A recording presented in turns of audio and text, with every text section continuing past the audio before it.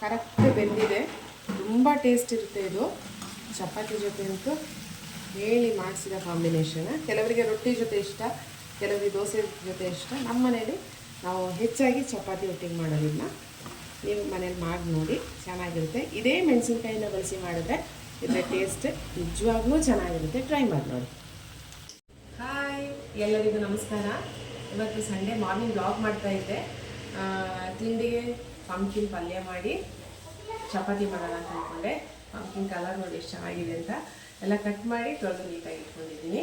ಇನ್ನು ಪಲ್ಯಕ್ಕೆ ಬೇಕಾಗಿರೋ ಐಟಮ್ಸ್ ಅಂತಂದರೆ ಈರುಳ್ಳಿ ಬೇಕು. ಈರುಳ್ಳಿ ಕೂಡ ನೀಟಾಗಿ ಕಟ್ ಮಾಡಿ ಇಟ್ಕೊಂಡಿದ್ದೀನಿ. ಆಮೇಲೆ ನಮ್ಗೆ ಎಲ್ಲದಕ್ಕೂ ಟೇಸ್ಟ್ ಬರಬೇಕು ಅಂತಂದರೆ ಕರ್ಬೇವಿನ ಸೊಪ್ಪು ಇರಬೇಕು. ಆಮೇಲೆ ಇದು ಖಾರಕ್ಕೆ ನಾನು ಬಳಸ್ತಾ ಇರೋದು ಗಾಂಧಾರಿ ಮೆಣಸು ಅಂತ ಹೇಳ್ತೀವಿ, ಅಥವಾ ನೀವು ಏನು ಹೇಳ್ತೀರೋ ನನಗೆ ಗೊತ್ತಿಲ್ಲ. ನಮ್ಮ ಕಡೆ ಗಾಂಧಾರಿ ಮೆಣಸು ಅಂತ ಹೇಳ್ತೀವಿ. ಚಿಕ್ಕ ಮೆಣಸಿನ್ಕಾಯಿ ಇದು ತುಂಬ ಚಿಕ್ಕದಿರುತ್ತೆ. ಈ ಥರ ಇರುತ್ತೆ ನೋಡಿ, ಕೂಡ ಇಷ್ಟೇ ಚಿಕ್ಕದಿರುತ್ತೆ. ಈ ಥರದ್ದು ಹಾಕಿ ನಾನು ಖಾರಕ್ಕೆ ಬಳಸ್ಕೊಂಡು ಪಲ್ಯ ಮಾಡ್ತಾಯಿದ್ದೀನಿ. ತುಂಬ ಸಿಂಪಲ್ ಇದು, ಆದರೆ ತುಂಬ ಟೇಸ್ಟಿಯಾಗಿರುತ್ತೆ. ಬನ್ನಿ ಟ್ರೈ ಮಾಡೋಣ. ಪ್ಯಾನ್ ಬಿಸಿ ಆದಾಗ ಚೂರೇ ಎಣ್ಣೆ ಹಾಕಿದ್ದೀನಿ. ಸಾಸಿವೆನ ಹಾಕಬೇಕು. ಕಟ್ ಮಾಡಿರೋ ಈರುಳ್ಳಿನ ಹಾಕೋಣ.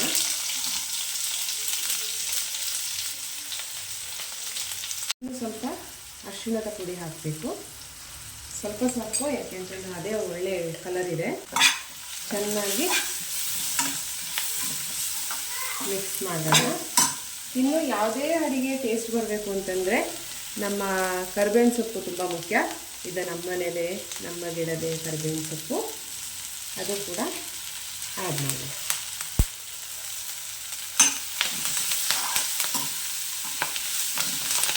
ಈರುಳ್ಳಿ ಫ್ರೈ ಆಗ್ತಾ ಇರಲಿ. ಅಷ್ಟೊತ್ತಿಗೆ ಕುಟ್ಟಿರುವ ಮೆಣಸು ಮತ್ತು ಕಲ್ಲುಪ್ಪು ಎರಡನ್ನು ಮಿಕ್ಸ್ ಮಾಡಬೇಕೀಗ. ಮೆಣಸು ಮತ್ತು ಉಪ್ಪನ್ನು ನೀಟಾಗಿ ಕುಟ್ಟಿ ಇಟ್ಕೊಂಡಿದ್ದೀವಿ. ಈಗ ಇದನ್ನು ಮಿಕ್ಸ್ ಮಾಡಬೇಕು. ಇದೇ ಖಾರಕ್ಕೆ ನೆಕ್ಸ್ಟ್ ನಾವು ಚಿಲ್ಲಿ ಪುಡಿ ಏನು ಆ್ಯಡ್ ಮಾಡೋದಿಲ್ಲ. ಮಿಕ್ಸ್ ಮಾಡಿಕೊಂಡು ಎಷ್ಟು ಕಲರ್ಫುಲ್ ಆಗಿದೆ ನೋಡಿ.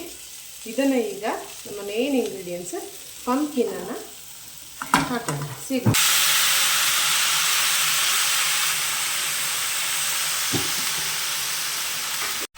ನೀಟಾಗಿ ಮಿಕ್ಸ್ ಮಾಡ್ಕೊಳ್ಳೋಣ.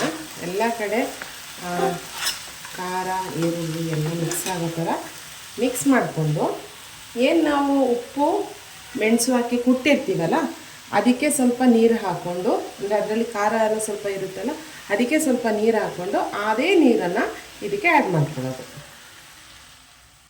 ಸಾಕು, ಸ್ವಲ್ಪ ನೀರು ಸಾಕು. ಇದು ಬೇಗ ಬೇಯುತ್ತೆ. ಮತ್ತು ನಾವು ಗ್ರೇವಿ ಮಾಡ್ತಾಯಿಲ್ಲ, ಪಲ್ಯ ಥರ ಮಾಡ್ತಾ ಇರೋದ್ರಿಂದ ತುಂಬ ನೀರು ಹಾಕಿ ಬೇಯಿಸಿದ್ರೂ ಚೆನ್ನಾಗಿರೋದಿಲ್ಲ. ಸಾಕು, ಇನ್ನಿಷ್ಟು ಮಾಡಿ ಮುಚ್ಚಿಟ್ಬಿಡೋಣ. ಈಗ ಕ್ಲೋಸ್ ಮಾಡಿ ಇಟ್ಬಿಡೋಣ. ಈಗ ಪಂಪ್ಕಿನ್ ಪಲ್ಯ ಒಂದು ಕಡೆ ರೆಡಿ ಆಗ್ತಾ ಇದೆ. ಅಷ್ಟೊತ್ತಿಗೆ ನಾವು ಚಪಾತಿ ಮಾಡೋಕ್ಕೆ ರೆಡಿ ಮಾಡ್ಕೊಳ್ಳೋಣ. ಇದೇನಪ್ಪ ಚಪಾತಿನೂ ಹೇಳ್ತಾ ಇದ್ದಾರಲ್ಲ ಅಂತಂದರೆ, ನಾನು ಮಾಡೋ ಚಪಾತಿ ಸ್ವಲ್ಪ ಚೇಂಜ್ ಇದೆ, ಹಾಗಾಗಿ ಸ್ವಲ್ಪ ಡಿಫ್ರೆಂಟ್ ಆಗಿರುತ್ತೆ. ಹಾಗಾಗಿ ಅದನ್ನು ತೋರಿಸೋಣ ಅಂದ್ಕೊಂಡು ಮಾಡ್ತಾಯಿದ್ದೆ ಅಷ್ಟೇ. ಈಗ ನಮ್ಗೆ ಎಷ್ಟು ಬೇಕು ಅಷ್ಟು ಚಪಾತಿ ಹಿಟ್ಟನ್ನು ಒಂದು ಬೌಲಿಗೆ ಹಾಕ್ಬಿಡೋಣ. ಇದು ಹಿಟ್ಟಕ್ಕೆ ಎಷ್ಟು ಬೇಕು ಅಷ್ಟು ಸಾಲ್ಟ್ ಹಾಕ್ಕೊತಾ ಇದ್ದೀನಿ. ಸಾಲ್ಟ್ ಹಾಕಿ ಆದ ನಂತರ ನಾನು ಒಂದು ಚಿಕ್ಕ ಕಪ್ಪಲ್ಲಿ ಒಂದು 3/4 ಕಪ್ಪಷ್ಟು ಬಿಸಿ ಬಿಸಿ ಹಾಲು ಹಾಕಬೇಕು.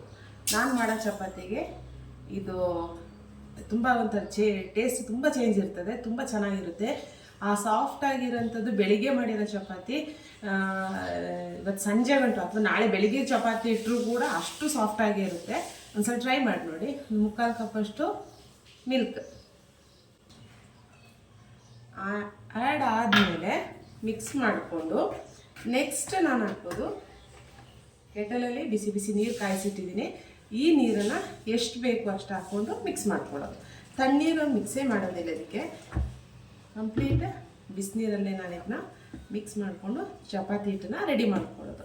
ಈಗ ಮಾಡೋದ್ರಿಂದ ನಾವು ಮಾಡೋ ಚಪಾತಿ ತುಂಬ ಸಾಫ್ಟ್ ಆಗಿರುತ್ತೆ, ಮತ್ತು ಟೇಸ್ಟ್ ಕೂಡ ತುಂಬ ಚೇಂಜ್ ಆಗಿ ತುಂಬ ಚೆಂದ ಇರ್ತದೆ. ನೀವು ಕೂಡ ಒಂದ್ಸಲ ಟ್ರೈ ಮಾಡಿ ನೋಡಿ.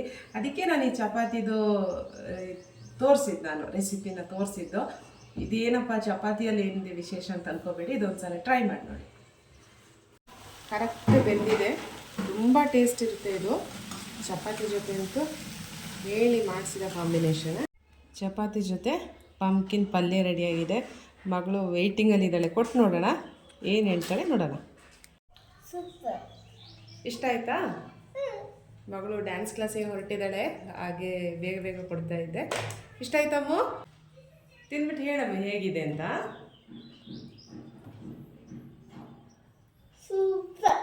Like and subscribe.